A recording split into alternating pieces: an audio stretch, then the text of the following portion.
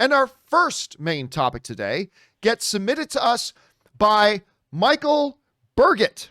And Michael Burgett writes, "Hey, John and crew.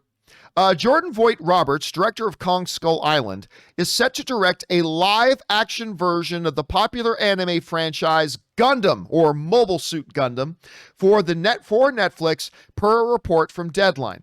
Legendary is also on board as well, and we have seen before how well Vogt-Roberts and Legendary have worked well in the past. What are your thoughts on this news? Thanks very much." All right, thanks for sending that in, man.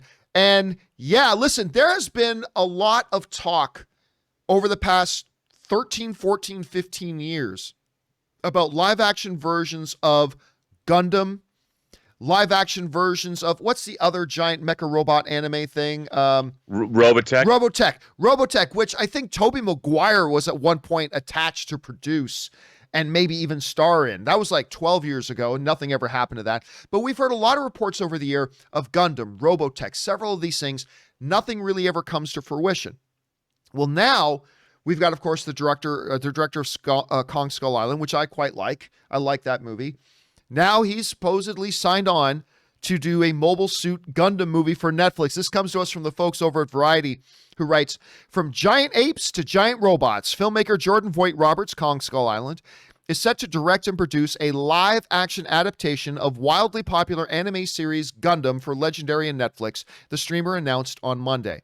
Famed comic book writer Brian K. Vaughan, this is a huge part of this, which we knew about this part for a while, but Brian K. Vaughan, Y the Last Man, amongst many other things, is writing the screenplay and will executive produce. Legendary's Cale Boiter is overseeing the project along with Sunrise, the Japanese animation studio behind Gundam franchise. Legendary will distribute the film theatrically in China. That, of course, comes to us from Variety. Now, of course, to me, the Jordan Vogt-Roberts part of this story is great, but it's the Brian K. Vaughan aspect that really catches your attention, because it's not just Y the Last Man, and it's not just Saga, which is amazing, by the way, if you haven't read Saga. It's not just the Runaways, which my wife was reading Runaways long before the show ever came out. I really like the show. I mean, Brian K. Vaughan is kind of the man. He's kind of the man. So having him attached to this is pretty damn impressive. One of the kind of surprising things of this to me, though, is that something like a Gundam, that's something you picture as being a major motion picture in a theater, like not a Netflix thing. So I don't know. They haven't really said in these reports what is the budget going to be on these things. You have to believe it's got to be something significant. But anyway, Rob, you have a chance to see this. What do you think about this news? And are you hyped for an idea of a Mobile Suit Gundam live action film coming to Netflix? What do you think? Bruh, I've been a Gundam fan since this Japanese girl, Kei Marita, moved to my hometown when I was in junior high school. And I was first introduced to Gundam by her. I love Mobile Suit Gundam. Love it. I have many Gundam models. I have many die-cast Gundam figures. The show Gundam is really, if you go by there's a main continuity of Gundam, and then there's all these offshoots and alternate universe stories and different versions, like Wing Gundam. People have seen that was the first Gundam that was brought to America and dubbed into English.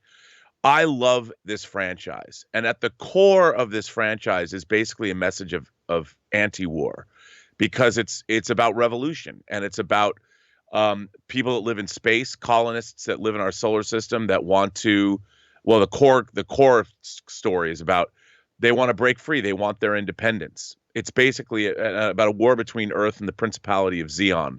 And I love it. So I can't even tell you how much I love this franchise. It's basically what Star Trek and Star Wars are to here, Gundam is to Japan. And to have this done correctly on such a grand scale. I mean, dude, I got all, let's just say, more excited than I probably should seeing the classic RX-782 mobile suit in Ready Player One. For the fleeting moments it was in there, I'm like, oh man, someone's got to do a live action Gundam movie. Now, look, it still requires great characterization. A lot of the Gundam shows live and die, like many things, with their characters. And I want to see great characters and a great story in addition to seeing mobile suits battling in space, you know. As a matter of fact, one of the great villains of the Gundam franchise is right here, Char. Woo! Yeah, the Red Comet. And I want to see this character in live action. Let me tell you, because I want to see the Sazabi, a Xeon Gauf or something. One of my favorite mobile suits. But the Red Comet piloting his Sazabi. Bring it on. So, I mean, this is significant because I can't remember the last time a streamer was going to take on for a live action adaptation like this of something this scale, like something like a Mobile Suit Gundam. I mean, you're talking something on the scale of Transformers. 42 years, even older, 42 years of history. Well, all that history, but just thinking visually, what this thing needs to be, right? So I don't recall this ever happening before. So I was a little bit surprised to hear about this and seeing how well it's going to turn out. It will be interesting to see what budget they set for this. That will be very, very interesting to see. Do they go 200 million or do they go 75 million? Like where do you think they're going to come in on this? Well, first of all, if they're paid $400+ million for the rights of doing 2 Knives Out movies, I'm thinking Sunrise, the Japanese company that owns Gundam, one of the problems behind doing something like this is they wanted so much money for the rights. I mean, they have to be planning as this is their franchise. This is the same way that there's Lord of the Rings and Star Wars and the Marvel Cinematic Universe. This could be that for Netflix. This isn't like them doing Death Note or another anime adaptation. This has got to be, they've got to be thinking on a huge grand scale. So 200 million minimum. I mean, if they're going to spend 200 million for the Flower Moon movie that Scorsese's making, they have to be thinking this is $1 billion idea. I don't think the movie's going to cost $1 billion, but their investment might cap $1 billion. But can it? I mean, so here's a question. Like, first of all, the basic idea of the story, it's a little bit like Firefly. Of course, Gundam came first. But the idea is that, okay, so it's set in the future. For those of you who don't know anything about Gundam, it's set in the future. Humanity has expanded out amongst the stars, and now there's kind of like this civil war fight for independence from Earth. Amongst these things, they develop these mobile suits called Gundams and blah, blah. But is Gundam a popular enough IP that it could be potentially that paradigm shifting kind of major success? Does it have? Because I know I was taking a quick glance at the live chat as we started talking about Gundam, and a lot of people are saying, I've never even heard of Gundam. Like, do you think it has that potential? Well, we are woefully misinformed in this country about what Mobile Suit Gundam is. There's the model kits that are hugely popular, Gunpla, and they have many different formats of Gundams. But again, it's just not well known here because it was hard. It was such the crown jewel of Japan. They didn't allow a lot of it to come into the United States. A lot of people have fond memories of Wing Gundam, but it's still very limited in terms of its reach here. This movie is going to have to be great. The pressure, I mean, having Brian Vaughn and having Vogt-Roberts to direct it, at least we know he can deal with that kind of scale. But this story has got to be epic.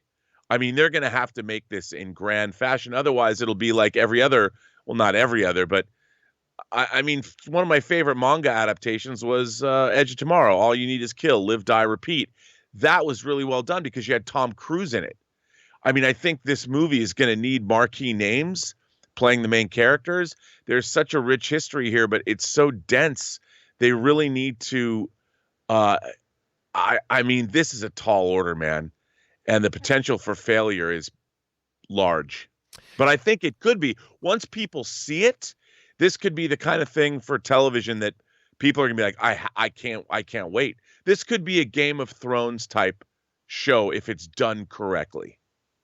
Well, it's a movie, right? It's a movie, not a series. Yeah. But I think that they're going to have to think of it as a series because there's no way, the show is so sprawling in its universe, and the main storyline is set in what's called the Universal Century. Yeah. And there's been 12 different Universal Century shows that all detail this struggle. I mean, it's dense, man. And if they don't do it right, it's going to be a failure. Question But is I'm for you excited. guys. I'm really excited. Oh, I knew you would be. Question is for you guys. Are you excited about this? Maybe you don't care about Gundam. Maybe you're like, is that something my grandfather used to watch or what? I mean, I don't know. How do you guys feel about this news? And how do you feel about the addition of the director from Kong Skull Island? Jump on down to the comment section below and let us know your thoughts. All right, guys.